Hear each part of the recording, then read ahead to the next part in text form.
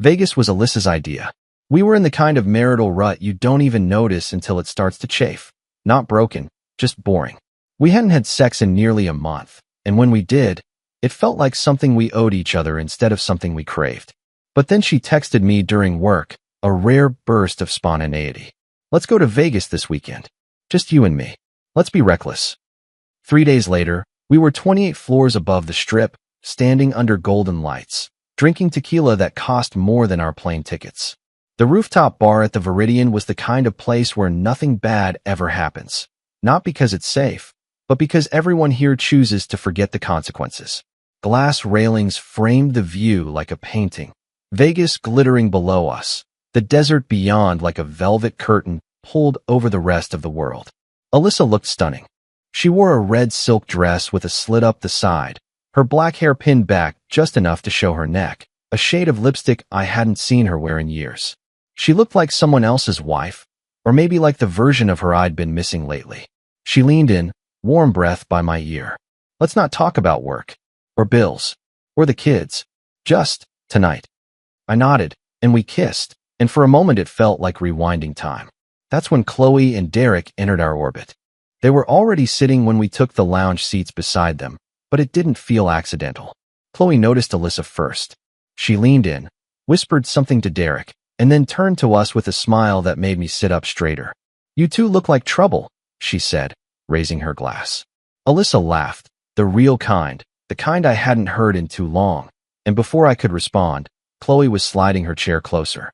Derek followed, casual, cool, the kind of guy who always looks like he knows something you don't.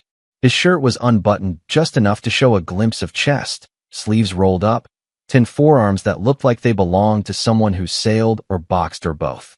I'm Chloe. This is Derek. You here for the weekend or hiding from your real life? She asked, eyes flicking from Alyssa to me. Little of both, I said, sipping my drink. You? Chloe smiled. We live here, but we pretend we don't. That line stuck with me. Within an hour, the conversation slid from friendly to flirtatious, from playful banter to that unmistakable hum of electricity that only happens when curiosity turns to tension. Alyssa was glowing under Chloe's attention, the way she laughed, the way she reached for her drink and crossed her legs like she knew someone was watching. And I was watching, not just her, but Chloe too. There was something magnetic about Chloe. She was bold, unfiltered, and talked with a kind of slow, knowing rhythm that made everything sound like a dare. And she touched when she talked, little brushes of the arm, the leg, like punctuation. Derek, meanwhile, sized me up like we were playing poker, smirking just enough to seem like he knew the cards I hadn't looked at yet. So, he said after the third round of drinks, is this the part of the night where we all pretend we're not wondering what happens next? I laughed, though it came out more nervous than cool. Alyssa looked at me, her smile twitching like she couldn't decide if she was excited or terrified. What are you suggesting? She asked. Chloe leaned in, eyes locked on Alyssa like she was already undressing her in her mind. Just that. Maybe the roulette wheel isn't the only gamble in Vegas tonight. There was a long pause, full of charged silence.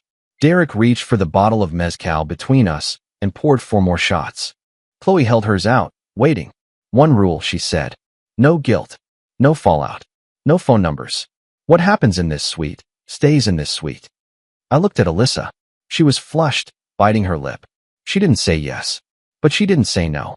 The hotel suite was massive, sleek marble, oversized bed, private hot tub, music playing low from somewhere unseen. The kind of place that makes you believe the night will never end. The clothes came off slowly. There was laughter, hesitation, mouths grazing skin that wasn't familiar but wasn't unwelcome. At one point I looked over and saw Chloe kissing Alyssa, her hand curled around her hip like they'd done this before. Alyssa moaned into it, arching into her. Derek was beside me, shirtless, sipping whiskey like he was watching a movie he already knew the ending to. He handed me the glass without a word. I took it. Later, I couldn't tell you who touched who first, or when the lines disappeared. I just remember the weight of skin, the warmth of breath, the sound of Alyssa gasping my name even while someone else's hands were on her. It wasn't dirty. It wasn't pornographic. It was something else, something raw and surreal and impossible to explain. Sometime before dawn, Alyssa curled against me, body trembling, heart racing.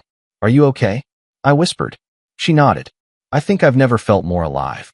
And yet something in her eyes, even in the dark, made my stomach twist. As Chloe and Derek slipped out at sunrise, Alyssa squeezed my hand and said, "That was just a one-time thing, right?" I said yes. I think I meant it. But I didn't know what we'd just started. The morning after, we didn't talk about it. Not on the flight back. Not in the cab home. Not even when we dropped our bags in the hallway of our house and stood there, staring at each other like we were strangers waiting for a cue. Something had been torn open in Vegas, and neither of us knew how to stitch it shut. Alyssa peeled off her sunglasses and rubbed the bridge of her nose. "I need a shower," she muttered, not looking at me, and disappeared upstairs. I stood there for a full minute, staring at the dent her suitcase had left in the rug, then sat on the couch, letting the silence soak through my clothes. She didn't invite me to join her. The next morning, I made coffee. Black for me. Oat milk and cinnamon for her. I waited until she came down, wrapped in one of my t-shirts, her hair damp from another long shower. She smelled like soap, not perfume. "Can we talk?" I asked, voice low. Alyssa hesitated, then nodded. We sat at the kitchen table, the same table where we'd planned vacations, argued about bills, and once had sex just before Christmas with the oven timer beeping in the background. But this wasn't that. There was no playfulness in the air, no intimacy. Only the weight of what we'd done, sitting between us like a suitcase packed with dynamite. "I don't regret it," she said, surprising me. "Neither do I admitted. "But," she added, and that one word unraveled whatever fantasy we'd let ourselves believe. "We have to be clear. No contact. No chasing this. It was Vegas. A fantasy. That's it." Her voice was firm, but her eyes weren't. There was something underneath, not quite doubt, not quite fear. A flicker of something I couldn't name yet. "We leave it there," she said. "Agreed." I nodded slowly. "Agreed." We even shook on it. Like it was a deal. A contract between two people trying not to destroy what they still hoped could be saved. For the first week back, we tried. We had dinner together. Laughed at a rerun of a show we used to love. Had sex once. Careful. Quiet. The kind where neither of us looked each other in the eye afterward. I caught myself watching her more than usual. The way she tucked her hair behind her ear. How long she stared at her phone before replying to a text. I didn't think she was cheating. I didn't think she wanted to. But something about her had changed. Alyssa used to curl into me in her sleep. Now she stayed on her side of the bed. A week turned into 2. She started going to the gym more. A new playlist. New yoga leggings. She dug her old blender out of the back cabinet and started making green smoothies in the mornings. I teased her once, half joking. "What? Trying to impress someone?" She smiled, but it didn't reach her eyes. "Just trying to feel good again." I didn't push. I didn't ask if Chloe had crept into her dreams the way Derek had haunted mine. Because even though we'd agreed to pretend it was over, a part of me knew better. Alyssa started smiling more. But not with me. She hummed in the shower. Tapped her foot when music played in the car. Her body seemed lighter, more alive. But when we were alone, her joy dulled. Her laughter faded quicker. Like she didn't know what to say to me anymore. Now that we'd crossed a line we could never uncross. I caught her looking out the window once, just staring into the yard like it held a secret. "You okay?" I asked. She turned, blinked, and smiled like I'd startled her awake. "Yeah, just tired." But she wasn't tired. She was somewhere else. Some nights, I'd wake up and find her phone face down on the nightstand. She never used to do that. I'd lie there, wondering if maybe she missed Chloe, if she thought about her hands, her mouth, her laugh. I did. I remembered the way Chloe had kissed her neck, slow and possessive. The way Alyssa moaned, half into her mouth and half into mine. And I hated that the memory turned me on instead of making me jealous. Or maybe it was both. But I said nothing. Because we had a pact. No emotions. No contact. Vegas stays in Vegas. We clung to that line like it was the last rope holding us together. Until the day I walked past Alyssa's phone on the counter and saw her smile before quickly locking the screen. It was instinct. Her thumb moved fast, like she'd done it a dozen times. I didn't ask. I didn't snoop. I just poured myself a drink and pretended not to notice. But something in me twisted. We'd agreed to let it die there. Buried under neon lights and rooftop laughter and the kind of sex you never tell your friends about. But I could feel it in the way she stretched in the morning. The way she smiled at nothing. The way she touched herself in the shower when she thought I was asleep. She was remembering. And so was I. And memory, once it starts to taste sweet, becomes a hunger. Alyssa said it was just one night. A beautiful mistake. A thrilling detour. But her eyes told a different story. And I was beginning to realize something awful. It didn't feel like a detour to her. It felt like a beginning. It was a Tuesday when the text came through. Alyssa was folding laundry in the living room, humming to herself, something soft and slow I didn't recognize. I was in the kitchen, halfway through a mediocre cup of coffee, when her phone buzzed. It lit up, face up this time, which was rare lately. I didn't mean to look, but I saw the name. Chloe. Just that. No last name. No emojis. Nothing cutesy. The message was worse. Guess who? Followed by a winking face and a location pin. My stomach dropped. I watched Alyssa read it. She froze mid-fold, a black tank top dangling in her hands like she forgot what it was. Her face went blank for a moment, like her brain needed to reboot. Then she put the phone down, carefully, as if setting it any harder might cause it to explode. I waited. A beat. 2. Everything okay? I asked, pretending not to know. She hesitated. Yeah, she said. Just spam. Wrong number or something. I nodded slowly. Spam usually doesn't drop location pins. A pause. Her eyes flicked to mine, and for just a second, the mask slipped. They moved here, she said finally. Her voice barely above a whisper. Chloe and Derek. They're in town. How do you know? Alyssa exhaled. She messaged me. She said it's totally random. Derek got a job offer. Some marketing gig downtown. Random, I echoed, tasting the word. It felt like a lie wrapped in sugar. She says they didn't even know we lived here. But now they do, I said. Alyssa looked down. Yeah. I waited for the rest, but it didn't come. No suggestions. No warnings. No ideas about what to do now that our Vegas ghosts had followed us home. So what did she want? To meet, Alyssa said, almost apologetically. Just for a drink. She said it'd be fun. No pressure. And you said? I haven't replied yet. But the way she said it told me she already had. Maybe not in words, but in thought. In posture. In the soft way she touched her phone when she thought I wasn't looking. I leaned back against the counter. Do you want to? She hesitated, and that was my answer. I don't know, she said, which wasn't true. That night, we barely spoke. She went to bed early, and I stayed downstairs nursing a bourbon, listening to the echo of her footsteps on the ceiling. The silence between us was thicker than anything Chloe ever wore. 2 days later, she brought it up over breakfast. They're going to a thing, she said, stabbing her eggs. An art opening. Chloe invited us. I raised an eyebrow. Us. She said no pressure. Just a casual thing. Public place. A few drinks, some weird paintings, then done. She just wants to say hi. And you believe that? She looked down at her plate. I don't know. Maybe I just want to see them. There it was. I took a sip of coffee. You miss her. I miss something, she said quietly. Neither of us said no. And that's how I knew we were going. The gallery was downtown.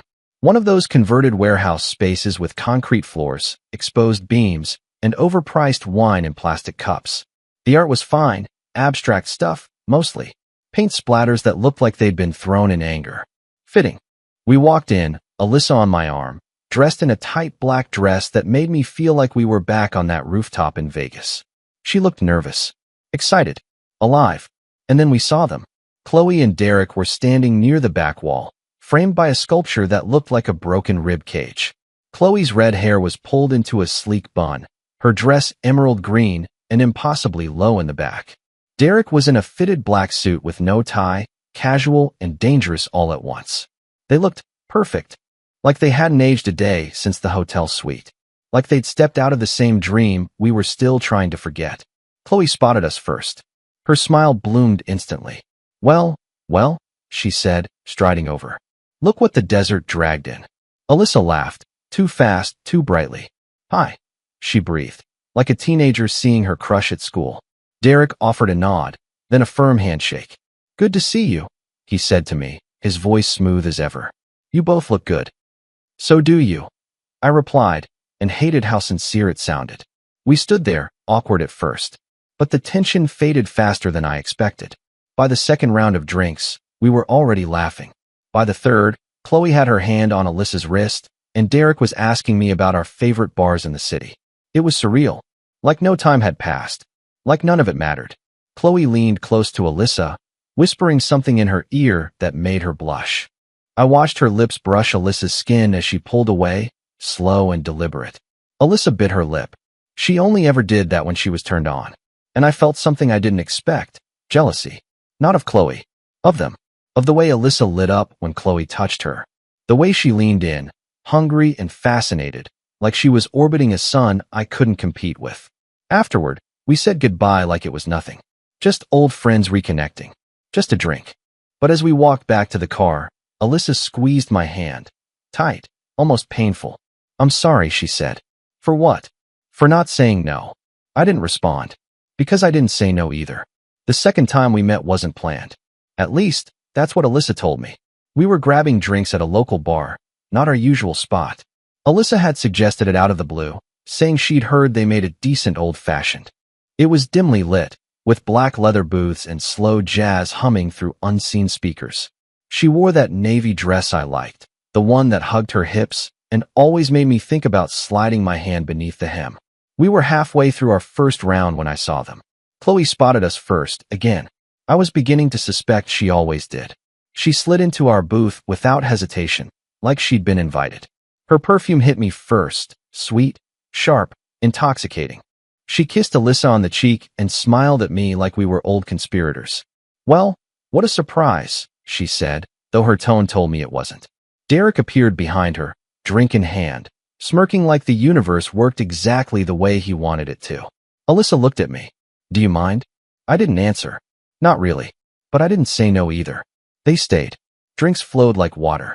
Laughter came easier than it should have. Chloe told stories that danced between risque and ridiculous, always walking that edge where tension simmers just under the surface. Her leg brushed Alyssa's more than once under the table. I noticed. Alyssa didn't move away. Derek leaned toward me at one point, voice low. You're handling this well, he said, watching me watch them. Handling what? This, he said, gesturing loosely. Most men wouldn't. Most wouldn't want to see what their wives look like when they're with someone else. I took a slow sip. You think I'm turned on? Derek shrugged. I think you're curious. Same as her. I didn't respond. But he wasn't wrong. That night blurred like a painting smudged with fingers. At some point, we were all crammed into the back corner booth, Alyssa practically in Chloe's lap, her head thrown back in laughter. Chloe whispered something, and Alyssa's cheeks flushed. I watched her shift in her seat, thighs pressing together, and I knew. She was wet. We stumbled out sometime past midnight, half drunk, completely wired. Derek called a car, but no one moved. We stood on the sidewalk like kids who didn't want the night to end. Chloe leaned in close to Alyssa and brushed a lock of hair behind her ear. Her hand lingered. Alyssa didn't flinch. I wanted to say something. But what? That it was too much? That it had gone too far? Instead, I let it happen. Let her get pulled into Chloe's orbit, one teasing smile at a time. That night, back home, Alyssa undressed without a word. I followed her into the bedroom. She didn't turn on the light, just climbed into bed and waited. When I slid in beside her, she was already on her back, naked, breath shallow. I touched her thigh. It trembled. Did you think about her? I asked. A beat of silence. Then, yes. I didn't stop. I couldn't. Her body was electric, more alive than it had been in months. She pulled my hair, clawed at my back, came hard and fast, crying out into the pillow. I held her afterward, heart pounding. She didn't apologize. Neither did I. The next morning, there was a text on her phone. I saw it when she left it on the nightstand while brushing her teeth. Chloe, you left your lipstick in my purse. Want to come get it sometime? I didn't say anything, but something in my chest twisted. We were no longer pretending. The next time wasn't an accident. We invited them. Alyssa said it made sense. They were new in town, and we owed them hospitality. We cooked dinner, lit candles, opened wine.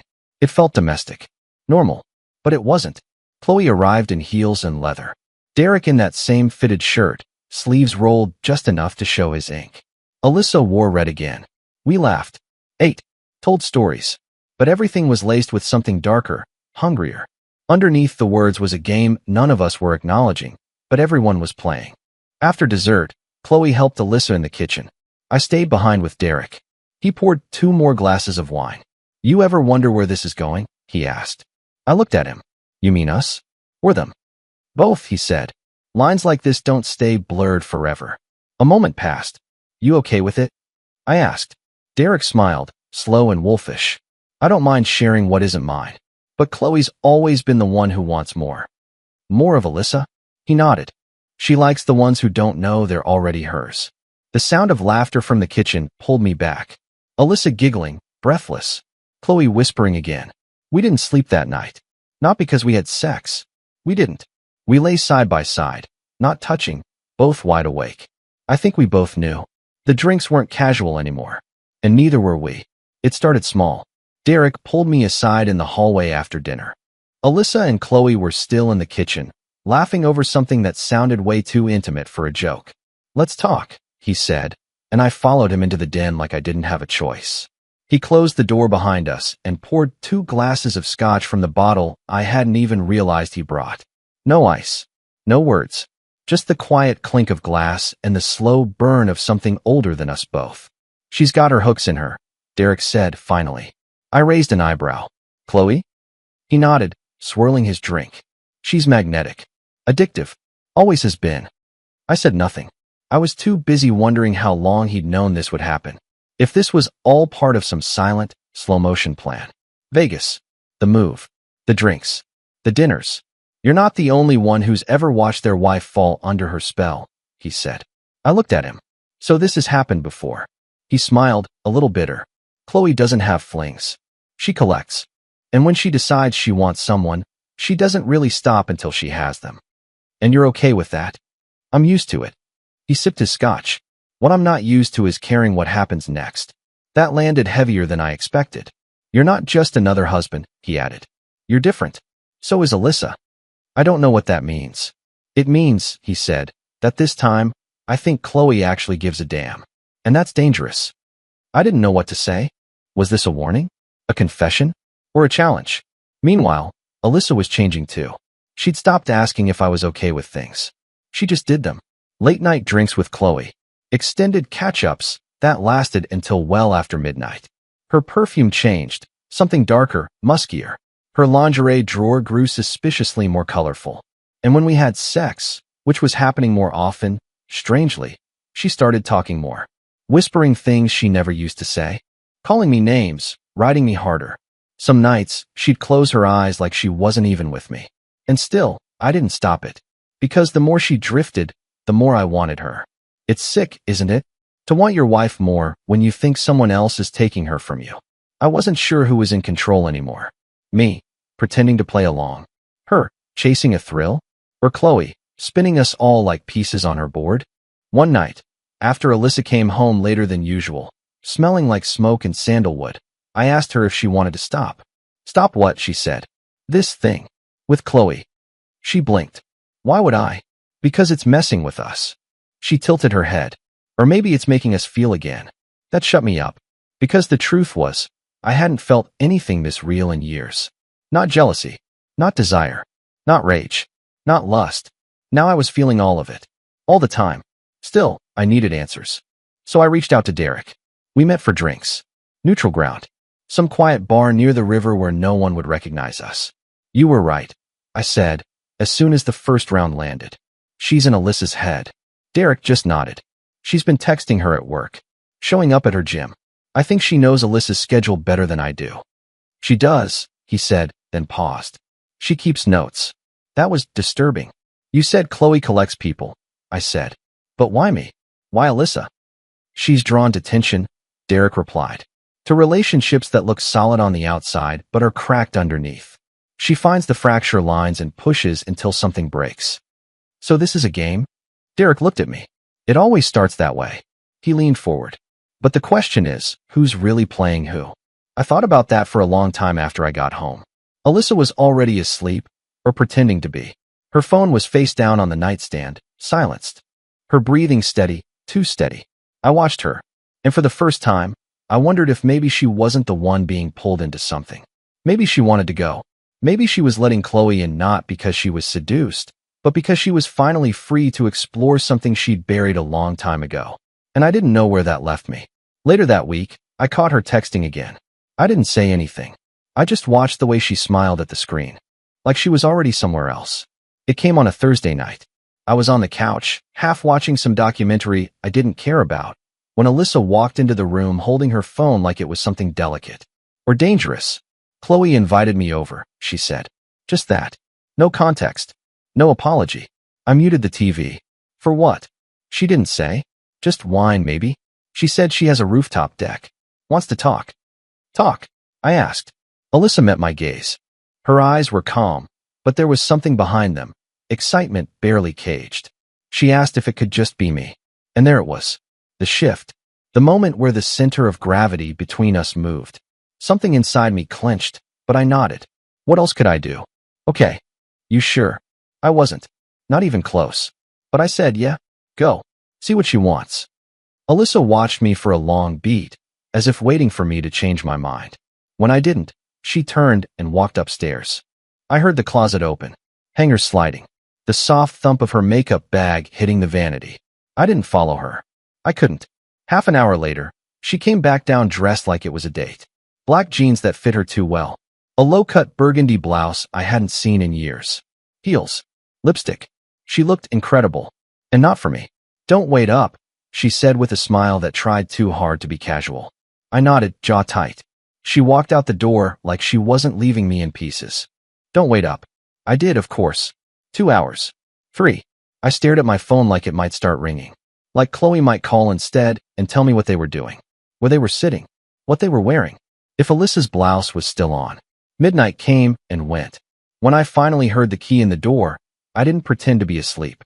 She walked in barefoot, shoes dangling from one hand. Her makeup was slightly smudged. Her hair messier than it had been when she left. She smelled like expensive perfume and something else. Something warm and unfamiliar. I sat up. You okay? She nodded. Yeah, just tired. How was it? She hesitated. Fine. We talked. Laughed. Drank too much. I stood. Crossed the room slowly. Stopped in front of her. There was a faint smear of lipstick at the corner of her mouth, and not the shade she'd left wearing. I didn't ask. She didn't offer. Anything you want to tell me? I said. Alyssa looked at me for a long time. Then she kissed my cheek, soft and practiced. Nothing happened, she whispered. Then she went upstairs.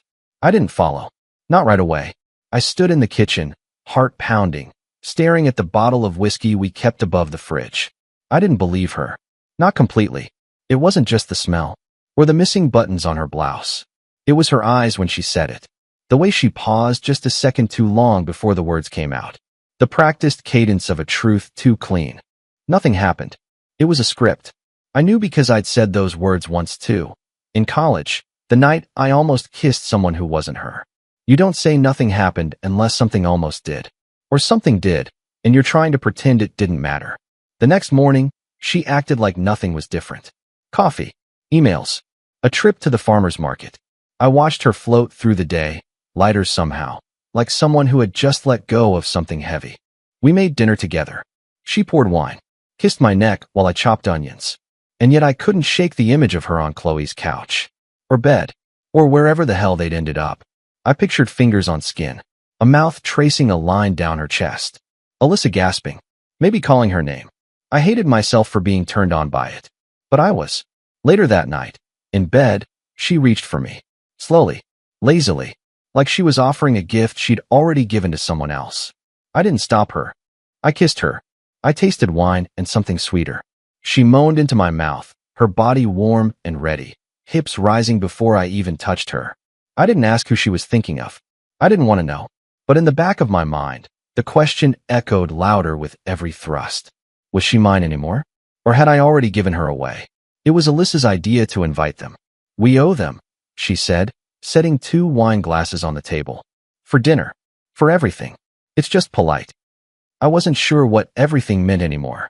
The rooftop bar in Vegas? The drinks?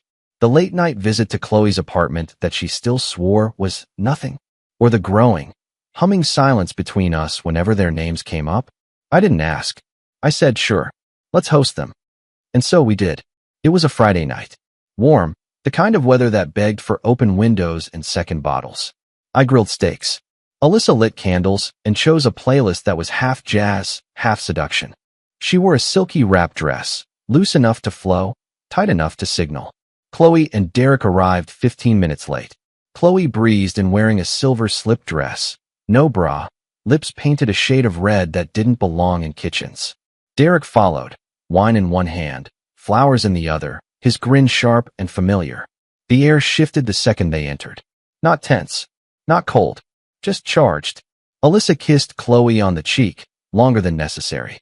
Chloe leaned in, whispered something, and Alyssa laughed, a soft, secret sound I hadn't heard in years.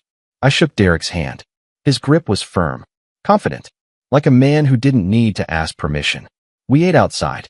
The table was set with wine, grilled vegetables, and the best steak I'd ever cooked. Not that I tasted any of it. Conversation started polite.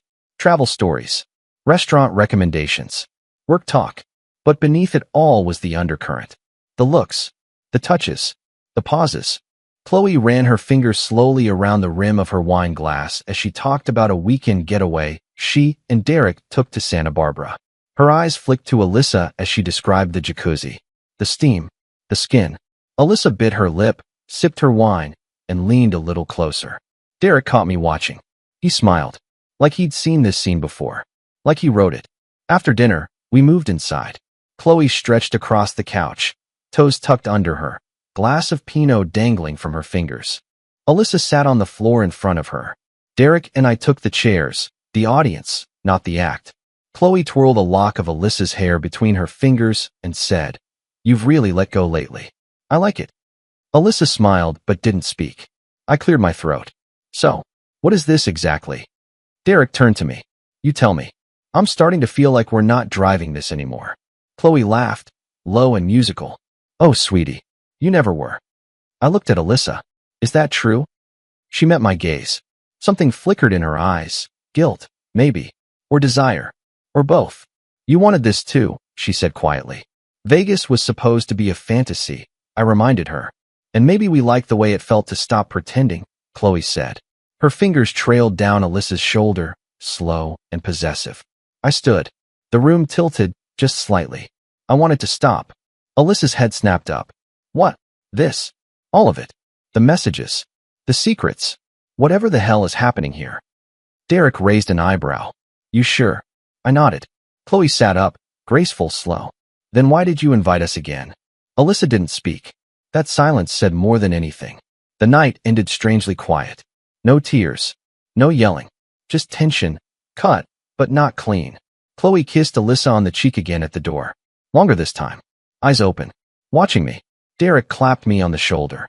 "It's not over," he said, almost kindly. "You just think it is." They left. We stood in the hallway, the door still slightly ajar. The house smelled like wine and smoke and skin. Alyssa spoke first. "You didn't mean that." "I did. I don't believe you. We didn't sleep that night. We didn't fight, either. We just lay there, her facing the window, me staring at the ceiling, wondering how much of what we had left was still ours, and how much had already been given away." I tried to cut them off. Blocked Chloe's number. Deleted the thread from Alyssa's phone when she left it unlocked one morning. Removed Derek from my contacts. Unfollowed. Muted. Scrubbed. It didn't work. Because obsession doesn't care about convenience. Or digital fences. And neither, apparently, did Alyssa. The day after the dinner party, I came home early from work. Her car was in the driveway. The house was quiet. Too quiet. I walked into the bedroom and saw her curled up on the edge of the bed, phone in hand, eyes closed, earbuds in. She didn't hear me come in. I stood there for maybe a full minute before I said her name. She jolted upright, pulled the earbuds free like I'd caught her watching porn. "Hey," she said too fast. "You're home early." "Yeah," I said slow. "Listening to something good?" She hesitated. "Just music." I nodded. Then, softly, "Is Chloe still calling you?" A pause. Then, "Sometimes. I asked you to stop." "I know," she said. "But you also asked me to lie about it." That one hit harder than I expected.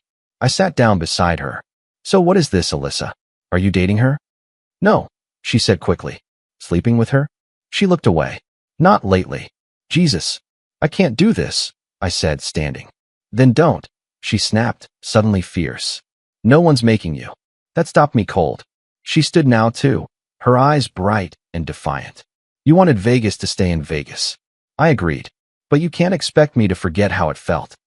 I shook my head. "What?" Exactly, felt so good. Lying to your husband? Fucking someone else in secret? It wasn't about fucking, she shouted. Silence. She took a breath. It was about being seen. Chloe looked at me like I was someone. Like I mattered. And I didn't. She flinched. That's not what I meant. It's what you said. We didn't talk for 2 days. Just cold movements through the house. Separate dinners. Ghosts sharing a bed. On the 3rd night, I found her outside on the patio, smoking a cigarette she'd bummed from someone, legs tucked under her like she hadn't just blown our life apart. I'm still your wife, she said quietly. Are you? I didn't leave. You just took everything with you when you started calling her instead of me. She looked down. I never meant to hurt you. But you did. Silence again. Then, so what now? I didn't answer. I didn't know. But I checked her phone again that night when she was in the shower. And what I saw broke me.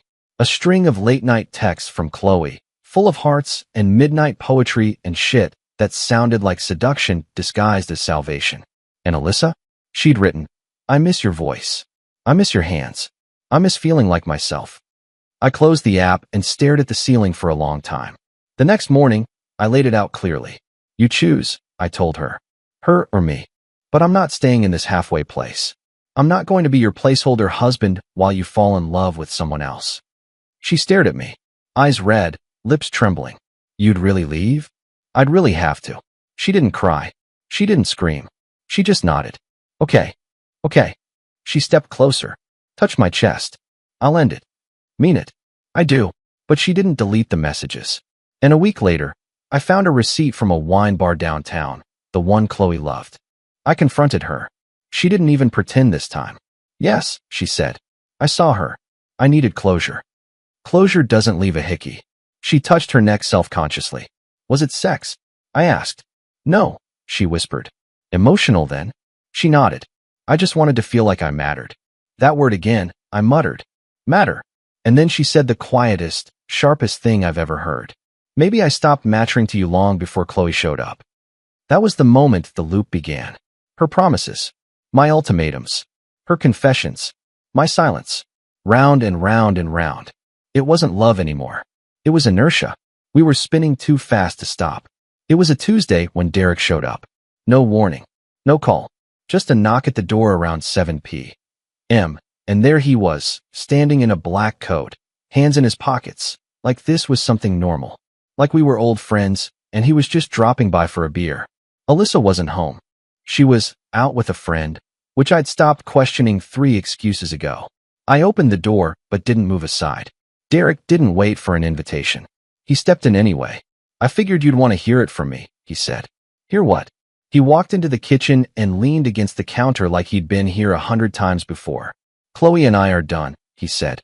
For good this time. I blinked. You and Chloe? Splitting. Uncoupling. Conscious separation. Pick your euphemism. I crossed my arms. You here for sympathy? He smirked.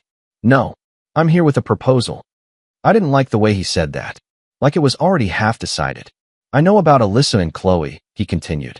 I know it hasn't stopped, no matter how many ultimatums you give her. And I know you're still here, still playing along, still hoping she picks you. I didn't answer, because he wasn't wrong. He stepped closer, voice low and calm. Here's what I'm offering, he said. Let them have their thing. Let them explore it. No sneaking. No lying. You and I step back, let them get it out of their system. And we just what? Wait. Not exactly. His eyes met mine. And I saw it, the real reason he came. I'm not looking to replace Chloe, he said. But I know what it's like to be left on the outside. To feel obsolete. And maybe that doesn't have to be a lonely place. I laughed. Once. Harsh. You're asking me to, what? Be your consolation prize. I'm saying, he said slowly, maybe we make this more even. You've lost your goddamn mind. He didn't flinch. Think about it, he said. They already are. I stood there stunned. You want to fuck me? He shrugged. Not necessarily. But I wouldn't be against it. Jesus, Derek. He turned toward the door. You're not angry because I said it. You're angry because you haven't let yourself consider it. I followed him to the entryway. I'm not like you, I said. No, he replied. You're not. You still care what it means. Then he left. Alyssa came home an hour later, smelling like wine and sandalwood again. She kissed my cheek, asked about my day, and I said nothing about Derek. I just watched her. watched how light she was on her feet, how free, and I hated her for it. That night, I lay awake, staring at the ceiling while she curled beside me, fast asleep. I kept thinking about what Derek said, about evening the scales, about not being the only one still playing fair in a game that had long since changed rules. The truth was, part of me got it. I was tired of being the anchor, the adult, the one holding steady while Alyssa spiraled through temptation and self-discovery. And Chloe had already taken something from me, whether I wanted to admit it or not. So what did that leave me? I opened my laptop and stared at a blank email for 10 minutes. I typed one line, deleted it, typed another. Subject, that night. Body, I'm still here, but I don't know how much longer. Then I stared at the screen. Not Alyssa, not Chloe, not even Derek, but myself. Because the truth was, this wasn't about sex anymore. It was about identity, and mine was slipping. Alyssa moved out 2 weeks ago. No dramatic speech, no final fight. Just 2 suitcases by the door one Sunday morning, zipped and silent. She stood in the foyer like a tenant checking out of a long-term rental. Her keys were in her hand, her eyes fixed somewhere behind me. I'm going to Chloe's, she said. Not I need time, not let's take a break. Just, I'm going. I nodded. I didn't ask her to stay. I wanted to, but I didn't. Because by then, it felt like we'd already said our goodbyes 100 times in different ways. In half-kept promises, in the sound of her phone buzzing late at night, in the way she smiled at texts she wouldn't show me. She hugged me before she left. It was long, familiar, and empty. I hope you find yourself again, she whispered into my neck. I didn't know what that meant. I still don't. Then she was gone. The house got quiet fast. Too quiet. Her shampoo still lived in the shower for a few days. Her bobby pins clung to corners of the sink like artifacts. A drawer of her t-shirt stayed closed until one day I emptied it into a box and sealed it with shaking hands. I waited for a message, a call, something. None came. Not from her. But 5 days after she left, I got an email. Not from Alyssa. From Chloe. No subject line. Just one sentence. For what it's worth, I never meant to come between you two. That was it. No signature. No explanation. No apology, really, just a half shrug in writing. I stared at it for a long time. Read it again. And again. Never meant to come between you two. That was the kind of line people only say when they know they did exactly that. And the worst part? I didn't even feel angry anymore. I felt tired. Tired of holding on to people who had long since let go. Tired of looking for meaning in the wreckage. Tired of pretending that closure comes with a bow and good intentions. I hovered over the reply button for a long moment. Then I deleted the message. No response. No return. No more loops. The next day, I packed the last of Alyssa's things. The wedding photos came down. The ring she left in the dish by the sink. I tucked it in a box with her earrings, her old college hoodie, the pressed flower from our anniversary dinner in 2019. I dropped it all at her sister's place. Didn't text to say it was there. Didn't wait for a thank you. On the way home, I passed our favorite cafe, the one we used to visit on Sunday mornings when hangovers were soft and love was easy. It looked smaller somehow, like the spell had been lifted. The house felt bigger when I walked back in. Colder, but cleaner. I poured myself a drink. Sat on the couch. Let the silence settle. It didn't hurt the way I thought it would. Not sharp, not brutal. Just dull. A hollow kind of ache. The kind you feel when something heavy is finally gone, and all you're left with is the dent it left behind. That night, I slept through till morning. No dreams. No ghosts. Just the sound of my own breath, steady and alone. It's been a year. 12 months of relearning silence. Of folding laundry for one. Cooking meals I don't finish. Sleeping on my side of the bed, even though no one's claiming the other. The divorce went through without drama.